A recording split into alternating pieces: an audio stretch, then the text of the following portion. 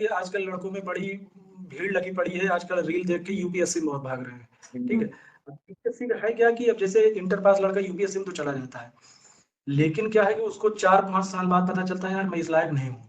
फिर जी वो 5 साल यूपीएससी खराब करता है, उसके बाद फिर उनका यूपीएससी के साथ ये दिक्कत है ना कि जैसे क्या है कि अब उनकी मैथ इतनी पकड़ नहीं रहती, रीजनिंग में इतनी पकड़ नहीं रहती, हम्म। और जीएस में भी वो मतलब स्टैटिक जीके पे इतना नहीं ध्यान देते रटने वाले, वो मतलब वो ज्यादातर लिखने वाली चीजों पे या ब्रॉड करके थोड़ा पढ़ते हैं।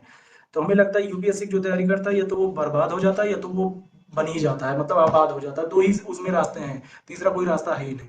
हम्म। क्योंकि यूपीएससी की तैयारी करने वाला लड़का अदर कंपटीशन निकाल ही नहीं पाता है, उसको मैथ आती नहीं, वो रीजनिंग आती नहीं, मतलब थोड़ा नॉर्मल अगर आ जाए तो उसको आना नहीं कहते हैं। अगर तुम 30 में से 20 कर ही लिया तो उसको आना नहीं कहते, तो 28 या 30 ना करके अब चलेगा, लेकिन इतना नहीं करके आ रहे हो कंपटीशन से बाहर हो। लेकिन यदि आप एक बार सीजीएल की तैयारी कर लिए और मैथ और रीजनिंग आपने पूरा पढ़ लिया एक बार, तो हम बता रहे हैं आप कोई भी एग्जाम दीजिए, आपके 100 में से 100% सही होंगे क्वेश्चन, उसमें एक भी नहीं छूटेगा। ये है, मैं दावा करता हूँ। ये चीज है क्योंकि इस एसएससी में क्या होता है कि आप टाइम बाउंडेशन में भी प्रैक्टिस करते हो। तो उससे क्या होता है कि अदर एग्जाम जो है ना इजी लगने लगता है। फिर मैथ्स अगर आप देखोगे अदर एग्जाम्स का तो आपको इजी लगेगा अगर आपने एसएससी की तैयारी की हुई है। और यूपीएससी के साथ ये दिक्कत हो जाती है कई बार कि उसमें मैथ्स और जैसे कि भाई ने बताया कि मैथ रीजनिंग है ही नहीं, तो वो बहुत दिक्कत हो जाता है। अगर थोड़ा सा भी उन्होंने लेवल बढ़ा दिया तो दिक्कत हो जाता है। जैसे अब जैसे ईएमआरएस का भी कुछ दिन पहले एग्जाम हुआ था, देखे होंगे अभी ईएमआरएस जैसे का हुआ था, हम्म। उसमें मेरे केवल रीजनिंग और तो मैथ मिला के एक गलत हुए थे, वो भी केवल रीजनिंग का एक गलत हुआ था, और नहीं मेरे उसमें भी पूरे पूरे नंबर आए थे।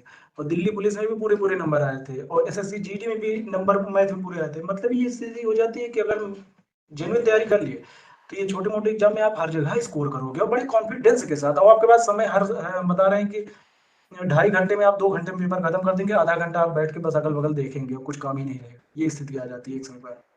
और ये भी होता है कि अगर आपने पहले एसएससी की तैयारी की है, उसके बाद कोई अगर यूपीएससी का करता है, तो उसमें भी उसको बेनिफिट है। और लेकिन लोग क्या करते हैं, उल्टा करते हैं, पहले यूपीएससी का करते हैं फिर एसएससी पे आते हैं, जब लगता है कि नहीं हो पा रहा है फिर वो एसएससी पे आते हैं। लेकिन अगर इसका उल्टा किया जाए तो फिर ज्यादा बेनिफिट होगा। इस पे आपका क्या कहना है?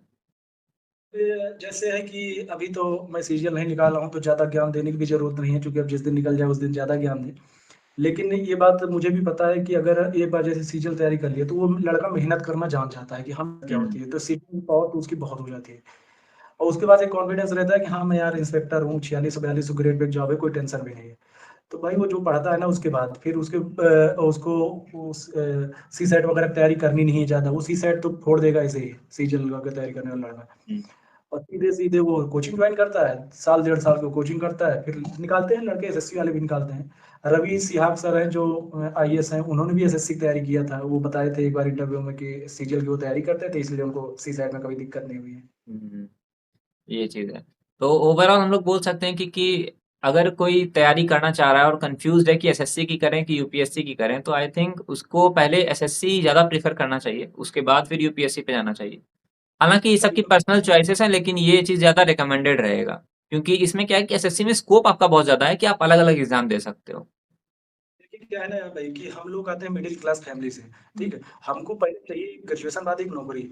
नौकरी चाहिए, अपने पैर पे खड़ा होना है, क्योंकि हमारे पास इतनी बैकग्राउंड नहीं है हमारा कि जैसे जो यूपीएससी जो जेन्युइन लड़के जो तैयारी करते हैं, जाकर मुखर्जी नगर में तैयारी कर रहे हैं, भाई उनके पिताजी लाख 1.5 लाख 2 लाख रुपए महीने का आ रहा है उनके घर में। ठीक है। हमारे घर में लाख 2 लाख नहीं आ रहा है, हमारे घर में 10,000 20,000 25,000 आ रहा है, तो हमें उतने में ही काम चलाना है, हमें तो एक नौकरी चाहिए पहले। तो सीजीएल की यदि एक बार आप तैयारी कर लें, आप अच्छे पोस्ट पे पहुंच जाओ, अच्छी अच्छी पोस्ट है यार भाई, ऐसा नहीं है अगर कोई यूपीएससी की तैयारी भी नहीं करता तो एक सम्मानीय पोस्ट है भाई, ऐसा नहीं है। बिल्कुल बिल्कुल। तो ये पूरा डिस्कशन था हमारा, जो हमारे भाई थे उनके साथ में। तो आई होप आपको ये डिस्कशन पूरा अच्छा लगा होगा। तो कैसा लगा आप मुझे कमेंट्स में बताना, और अगर आपने कुछ नया चीज़ सीखा तो वो भी मुझे कमेंट्स में बताना।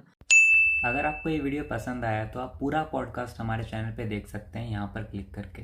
मैं आपसे मिलता हूँ उसी पॉडकास्ट में।